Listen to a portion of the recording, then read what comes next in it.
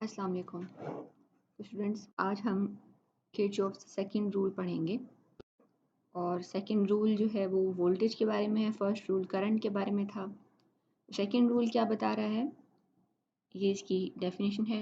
It states that the algebraic sum of voltage changes in a closed loop or circuit is equal to must be equal to 0. सो जैसे हमने देखा था कि एक point के आसपास या पॉइंट के गिर्द आप करंट जो लेते हैं तो सम ऑफ ऑल द करंट्स जो है वो ज़ीरो होता है। वो पॉइंट के लिए था। अब ये किसके लिए है? वोल्टेज चेंजेस लूप के लिए है। तो यानी आपके पास एक क्लोज्ड लूप होगा, जैसे कि ये हमारे पास एक क्लोज्ड लूप है। तो क्लोज्ड लूप के लिए उसके अंदर जितने भी वोल्टेज चेंजेस हैं, चाहे वो किसी बैटरी के क्रॉस हो, रजिस्टर के क्रॉस हो, ठीक है, यहाँ पे 2 रजिस्टर 2 बैटरीज हैं, तो इनके क्रॉस जो भी वोल्टेज चेंज होगा, यानी इसके क्रॉस जो है वोल्टेज चेंज क्या होगा, इसकी ईएमएफ, और रजिस्टर के क्रॉस क्या होगा, V which is equal to IR। ठीक हो गया। तो ये सारे जो हैं वो इक्वल टू 0 होंगे। ठीक है, ये हमारा जो है वो सेकंड रूल है। अब इसी सर्किट को हम लेते हुए जो है वो बताएंगे कि किस तरह, जैसे हमने करंट की इक्वेशन बनाई थी वो तो आसान थी, इसकी भी हम इक्वेशन बनाएंगे। हम देखेंगे इसमें कैसे हम जो है वो इसकी जो है वो इक्वेशन लिखते हैं, और फिर वहाँ से अगर हमें कोई चीज़ नहीं पता होगी, जैसे यहाँ पे हमें करंट जो है उसके बारे में नहीं पता, तो हम वो करंट फाइंड कर सकते हैं। तो देखिए, सबसे पहले तो हमने ये करना है कि जो क्लोज लूप होगा उसमें हमने डिसाइड करना है कि करंट किस डायरेक्शन में फ़्लो करेगा। ठीक है, तो वैसे तो ये एक ही क्लोज लूप है। हो सकता है आपके पास लाइक जो एग्जांपल हो या आपका न्यूमेरिकल प्रॉब्लम हो, उसमें यहाँ पर एक और लूप हो इसके साथ। तो जितने भी लूप्स होंगे उन सब में आपने करंट की एक ही डायरेक्शन लेनी है। सपोज करिए हम करंट की डायरेक्शन ये ले लेते हैं। ऐसे ही हमने इसलिए करंट डायरेक्शन ली हुई, हमारे पास 2 बैटरीज हैं, बैटरी नंबर E1 और बैटरी E2। तो ये दोनों बैटरीज हैं, इनकी वजह से करंट जो है वो सर्किट में फ़्लो कर रहा होगा। लेकिन सपोज करें कि बैटरी E1 जो है वो E2 से बड़ी है। तो ये हम सपोज कर रहे हैं कि E1 जो है वो E2 से बड़ी है, तो जो E1 है उसकी वजह से करंट फ्लो कर रहा होगा। ठीक है, तो फिर इसका मतलब है E1 यानी कि ये इसके पॉजिटिव टर्मिनल से कन्वेंशनल करंट की डायरेक्शन जो है वो इस तरह होगी, जैसे कि इन्होंने यहाँ पे ड्रॉ की हुई है। ठीक हो गया। अब हमें पता है कि जब भी हमारा जो चार्ज है, delta Q amount of charge जो है वो लेट्स से पर सेकेंड इसमें फ्लो कर रहा है, जो कि करंट आई बना रहा है। ठीक है, यानी करंट आई अगर फ्लो कर रहा है तो उसकी वजह से हो क्या रहा है कि delta Q amount of charge in delta T time जो है वो हमारे सर्किट में फ्लो कर रहा है। तो वो चार्ज जो है जब बैटरी के E1 बैटरी के नेगेटिव से पॉजिटिव टर्मिनल पे आएगा तो बैटरी उस पर काम करेगी और वो एनर्जी गेन करेगा। ये एनर्जी गेन जो उसने की है, ये एनर्जी गेन उसका जो है वो पॉजिटिव लिखा जाएगा। अब याद रखना है कि जहाँ पर भी चार्ज एनर्जी गेन करेगा तो वो क्या कर रहा होगा, वो नेगेटिव टर्मिनल से पॉजिटिव टर्मिनल पे जा रहा होगा। ठीक है, और जहाँ पे भी एनर्जी लॉस्ट होगी उसकी, तो वहाँ पे वो एक्चुअली पॉजिटिव टर्मिनल से नेगेटिव टर्मिनल पे जा रहा होगा। ठीक है, जैसे ही देखें कि E1 में जब चार्ज एनर्जी गेन करेगा तो नेगेटिव से पॉजिटिव टर्मिनल पे आएगा, यानी इस तरफ, कि यही करंट की डायरेक्शन है, इस तरफ आएगा। और फिर इसके बाद यहाँ पर रेजिस्टर आ गया। रेजिस्टर का ये वाला सिरा ज़्यादा पॉजिटिव है, ये वाला सिरा जो है वो चूँकि पॉजिटिव प्लेट के करीब है तो पॉजिटिव है। ये वाला सिरा जो है वो इस तरफ से नेगेटिव प्लेट के करीब है तो वो नेगेटिव है। तो यहाँ पर चार्ज जो है वो अपनी एनर्जी लूज़ करेगा। और इसी तरह इस आगे E2 के क्रॉस आ जाइए, तो यहाँ पे क्या होगा, चार्ज पॉजिटिव प्लेट से नेगेटिव प्लेट पे जा रहा है, तो अगेन उसका जो पोटेंशियल है वो लो हो रहा है।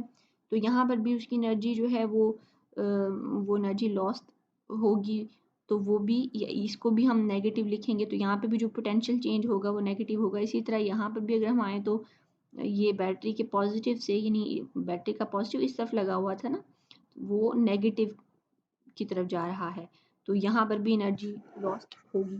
तो यानी ये कि जब भी आपका चार्ज जो है वो नेगेटिव से पॉजिटिव प्लेट पे जा रहा हो, और ये यूजुअली तब होगा जब एक बैटरी आ जाएगी बीच में जिसकी वजह से करंट फ्लो कर रहा है। और बाकी सारे जो कंपोनेंट्स होंगे उनमें अगर लेट्स से ये वाली बैटरी जो है उसका नेगेटिव ऊपर पॉजिटिव नीचे होता तो ये यहाँ पर चार्ज जो है एनर्जी गेन कर रहा होता है, लेकिन अभी ऐसा नहीं है, इसका पॉजिटिव ऊपर नेगेटिव नीचे है, तो चार्ज पॉजिटिव से नेगेटिव को जा रहा है, तो यहाँ पर भी वो एनर्जी जो है वो लॉस्ट करेगा। ठीक हो गया। तो हम इसमें टोटल जो एनर्जी चेंजेस हैं वो देखना चाह रहे हैं इस पूरे लूप में। तो एनर्जी आपको पता है कि जो एनर्जी है U, हमने पढ़ा था कि वो क्या होती है, Q टाइम्स डेल्टा V। ठीक हो गया।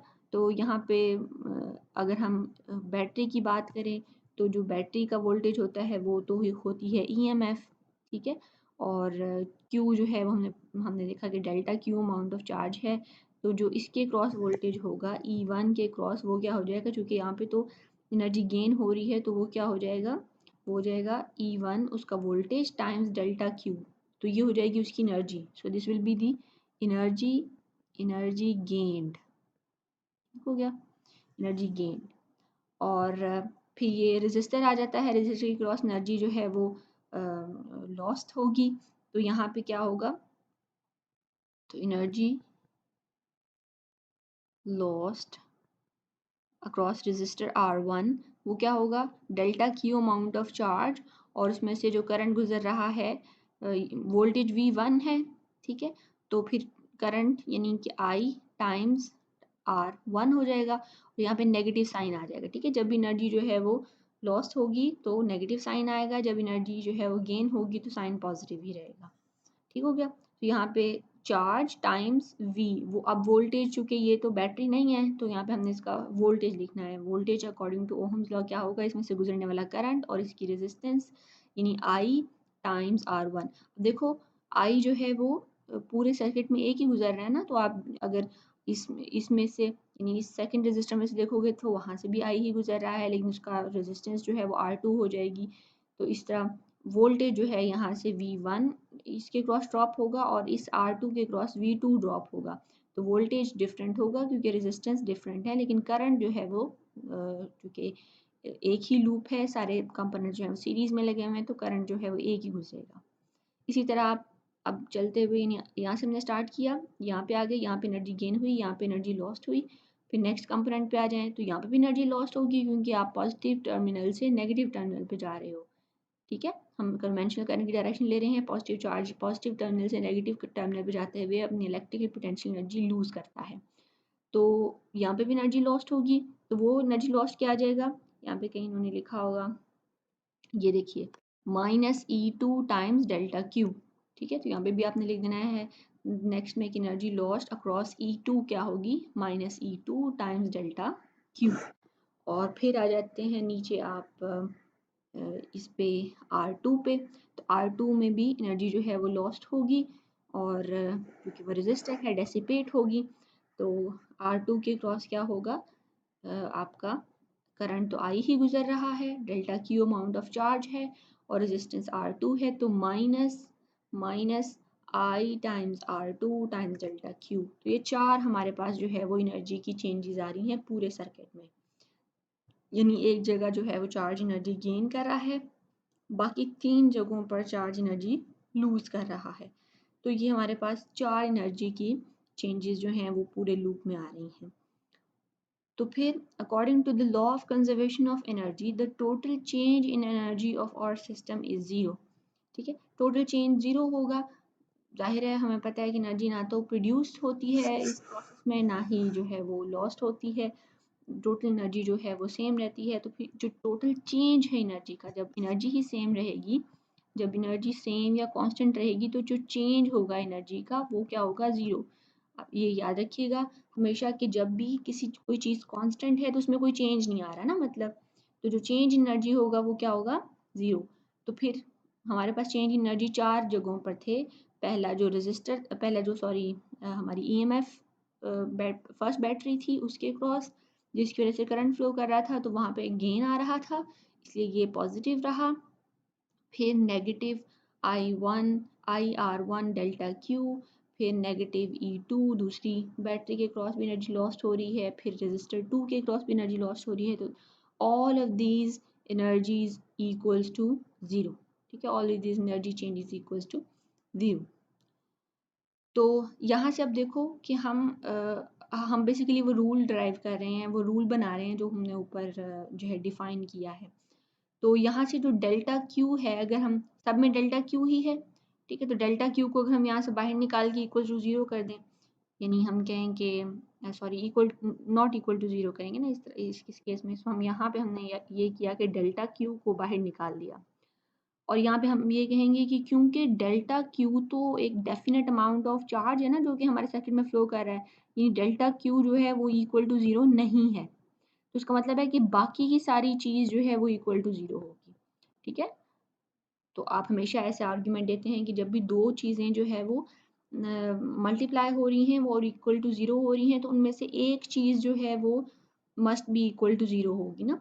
तो फिर या तो ये चीज़ 0 होगी और या फिर डेल्टा क्यू 0 होगा। अब डेल्टा क्यू तो एक डेफिनेट अमाउंट ऑफ एनर्जी है, सॉरी चार्ज है, जो कि हमारे सर्किट में फ्लो कर रहा है, और वो 0 नहीं है क्योंकि सर्किट में करंट फ्लो कर रहा है। So delta Q is not equal to 0, therefore E1 माइनस IR1 माइनस E2 माइनस IR2 इक्वल्स टू 0। और यही हमारा सेकंड रूल बता रहा था। देखो हमने एनर्जी चेंज से हमने वोल्टेज निकाल लिया। अब ये वोल्टेज है, ये वोल्टेज जो बैटरी E1 है, ये वोल्टेज जो कि फर्स्ट रजिस्टर के क्रॉस ड्रॉप हो रहा है, ये सेकंड बैटरी का वोल्टेज है, EMF है, और ये थर्ड हमारा जो थर्ड कंपोनेंट था यानी रजिस्टर 2, उसके क्रॉस जो वोल्टेज ड्रॉप हो रहा है ये वो है।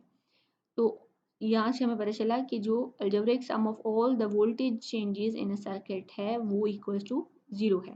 तो the algebraic, again algebraic sum का क्या मतलब है, that you have to consider कि आप किस डायरेक्शन में जा रहे हो और क्या हम जो कंपोनेंट्स हैं उनके क्रॉस जो वोल्टेज का साइन है वो क्या होगा, ठीक है। तो algebraic sum of the potential changes in a closed circuit is 0, ठीक हो गया। तो यहाँ से हमें ये पता चला कि जो हमारा सेकंड रूल है यानी वोल्टेज वाला rule, this rule is a particular way of stating the law of conservation of energy in electrical problems. यानी हमारा जो फर्स्ट रूल था करंट वाला, वो तो law of conservation of charge के बारे में बता रहा था कि चार्ज जो है वो कंजर्व रहता है। सेकेंड रूल है वो कौन सा लॉ आपको बता रहा है, it's the law of conservation of energy, ठीक हो गया। तो यहाँ तक कोई भी मुश्किल हो तो आपने पूछ लेना है। अब before applying the rule to the analysis complex networks, it's worthwhile to thoroughly understand the rule of finding the potential changes. तो ये रूल कुछ बता रहा है आपको, और वो रूल क्या है, जैसे हमने ऊपर अभी पढ़ा, that if a source of EM is traversed, यानी ट्रैवर्स का मतलब ये कि जैसे हम उसके पास से गुजरे हैं या उसको अपने अपने सर्किट के अंदर से हम जैसे जैसे ट्रैवल कर रहे हैं, तो जैसे हम उसको ट्रैवर्स करेंगे from negative to positive, so source of EMF जो है वो इस तरह का होगा। तो अगर वो नेगेटिव से पॉजिटिव की तरफ ट्रैवर्स हो, पॉजिटिव टर्मिनल, यानी अगर हम इसमें से गुजर रहे हैं तो हम नेगेटिव से पॉजिटिव की तरफ अगर जा रहे हों, the potential change is positive. हमने ऐसा किया था, हमने बैटरी E1 जो है वो उसके नेगेटिव से पॉजिटिव पे जा रहे थे, हमने कहा था एनर्जी गेन हुई है, और हमने वोल्टेज चेंज को पॉजिटिव लिया था, यानी प्लस E1 लिया था। The potential change is positive, it is negative in the opposite direction. और अगर हम इस डायरेक्शन में जा रहे होते, यानी पॉजिटिव से नेगेटिव डायरेक्शन में जा रहे होते, तो हम को नेगेटिव लेते।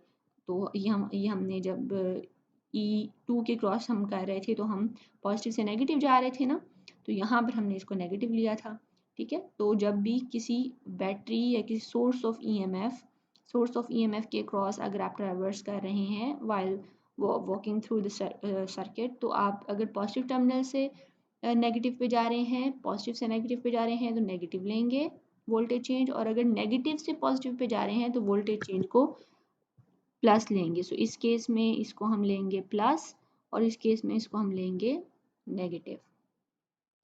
और ये तो हो गया वोल्टेज सोर्स का। अब रेजिस्टर का क्या है कि if a resistor is traverse in the direction of current, the change in the potential is negative, it is positive in the opposite direction. So resistor के क्रॉस में, रेजिस्टर को हमने जब करंट की डायरेक्शन में जा रहे थे, तो ये देखो ये हमने करंट की डायरेक्शन बनाई दी थी ऑलरेडी।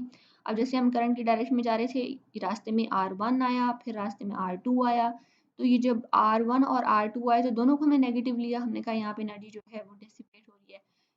तो अगर हम करंट की डायरेक्शन में जाएंगे तो फिर हम रेजिस्टर की क्रॉस वोल्टेज को नेगेटिव लेंगे, अगर हम करंट से ऑपोजिट डायरेक्शन में जाएंगे तो उसको पॉजिटिव लेंगे। बस समझ आ रही है?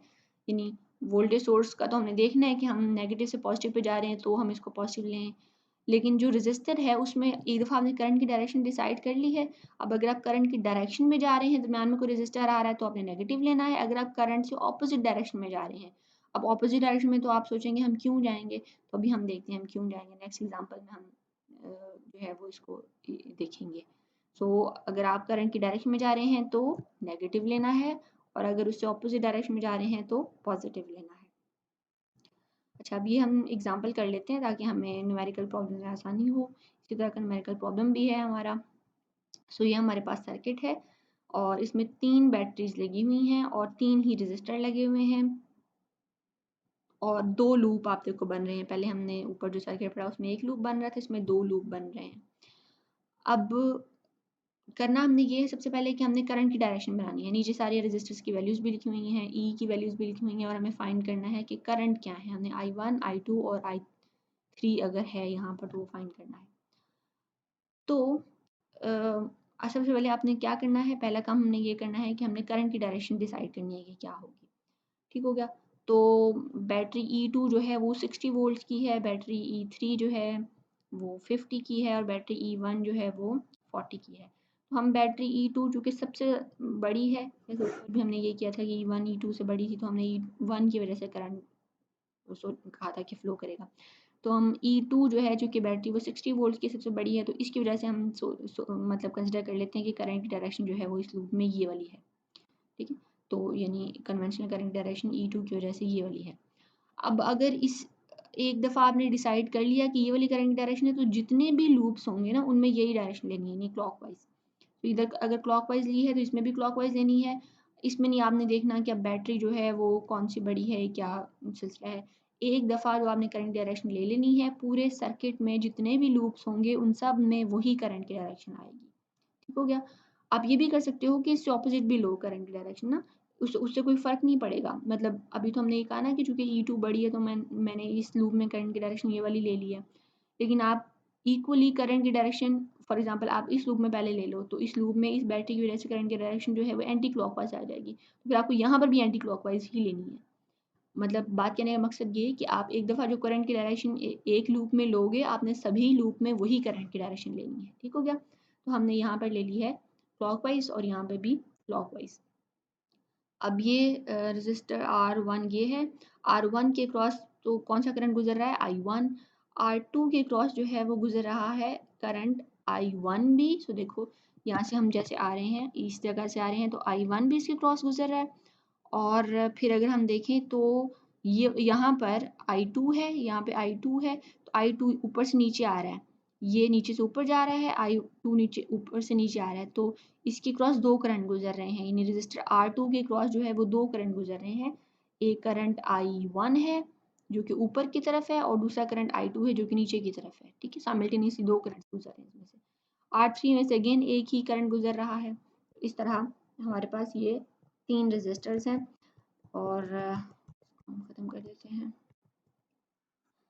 तो ये सारा आपने पढ़ लेना है।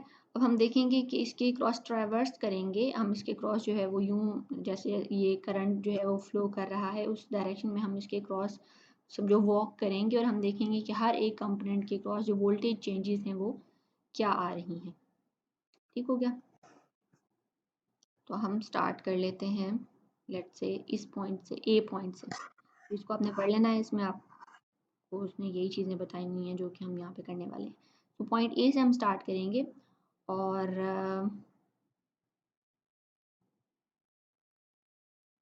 सो पॉइंट ए से अगर हम स्टार्ट कर रहे हैं तो यहाँ पे हम इक्वेशन लिखेंगे। सो पॉइंट ए से हमने जाना है नीचे की तरफ क्योंकि ये इस तरफ बता रहा है हमें जाने के लिए। सो आप बैटरी सबसे पहले आपके पास बैटरी आ रही है E1, आप पॉजिटिव प्लेट से नेगेटिव प्लेट पे जा रहे हो, वैसा ही है। तो फिर क्या करोगे, वोल्टेज के सोर्स को नेगेटिव लोगे क्योंकि यहाँ पे एनर्जी क्या हो रही है, लॉस्ट हो रही है। तो नेगेटिव E1 आ जाएगा क्योंकि आप पॉजिटिव से नेगेटिव जा रहे हो। अगर आप नेगेटिव से पॉजिटिव जा रहे होते हैं तब तो आप इसको पॉजिटिव लेते हैं। अभी आप इसको नेगेटिव लोगे। फिर आपके पास आ जाता है R1। तो R1 जो है वो अगर हम इन द डायरेक्शन ऑफ करंट जा रहे होंगे, अभी हमने ऊपर यहाँ पे रूल पढ़ा कि अगर हम इन द डायरेक्शन ऑफ करंट जा रहे होंगे तो इसको हम नेगेटिव लेंगे। तो यहाँ पे क्या आ जाएगा, वोल्टेज चेंज माइनस I1, इसमें से गुजरने वाला करंट, टाइम्स R1, यही आ जाएगा।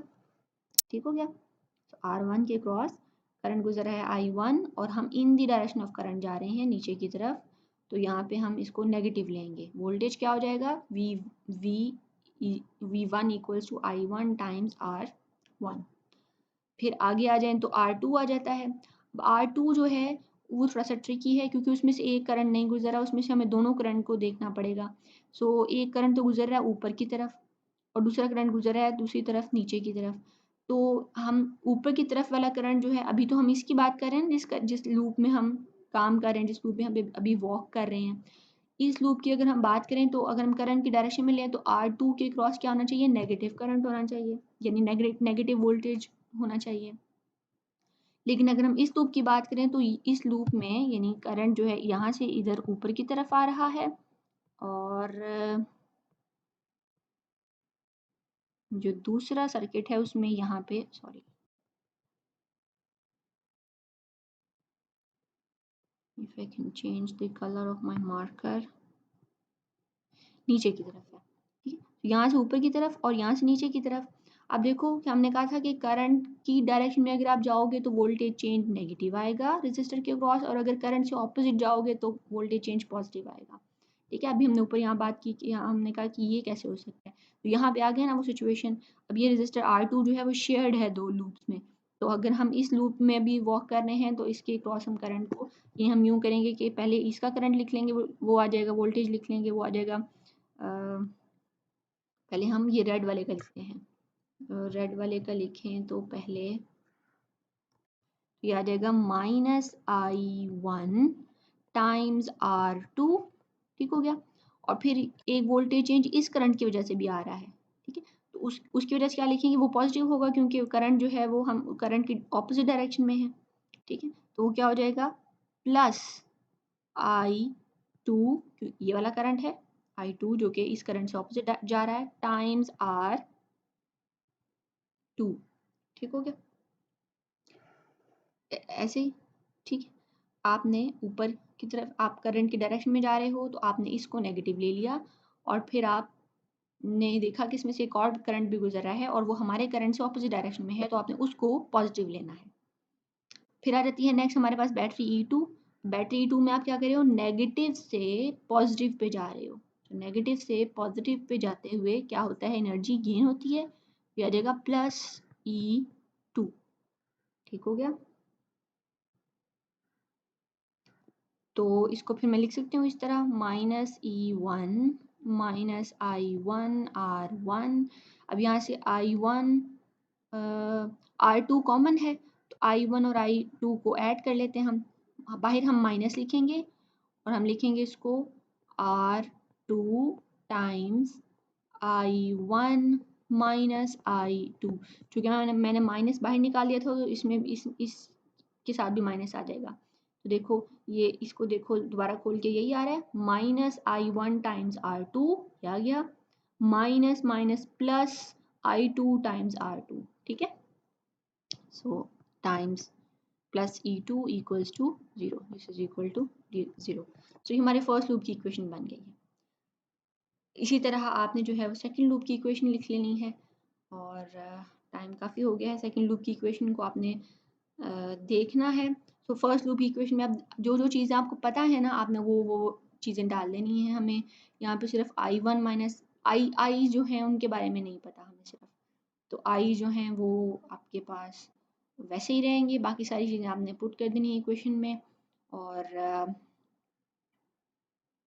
यहाँ पे देखिए आपके पास ये वाली इक्वेशन बन गई, इसमें सिर्फ I1 और I2 हैं और बाकी सारी चीज़ें हमने जो है वो पुट की हुई हैं। इसी तरह दूसरे लूप में भी आपने ये वाली इक्वेशन बनानी है। अगर इसको बनाने में कोई भी मसला हो तो मुझे मैसेज करें, मुझे पूछें, और कल आपसे आप इसको कॉपी पे कीजिएगा और मुझे चेक करवाइएगा कि आपसे ये हो रहा है कि नहीं। सेकंड लूप की इक्वेशन लिखने में कोई भी दुश्वारी हो तो आप मुझसे पूछ सकते हैं। उसके बाद आपने सेकंड लूप में भी इसी तरह वैल्यूज़ पुट करनी है और आपके पास आ जाएगी ये वाली इक्वेशन। आपने इन दोनों इक्वेशन को साइमल्टेनियसली सॉल्व करना है। साइमल्टेनियसली सॉल्व करने का मतलब ये है कि इसमें से एक आई की वैल्यू निकाल के इसमें पुट कर दें, ठीक है? और फिर वहाँ से जो भी सॉल्यूशन आएगा उसमें वहाँ से दोबारा आप जो आई आपने पुट किया होगा वो वाला आई फाइंड आउट कर सकते हैं।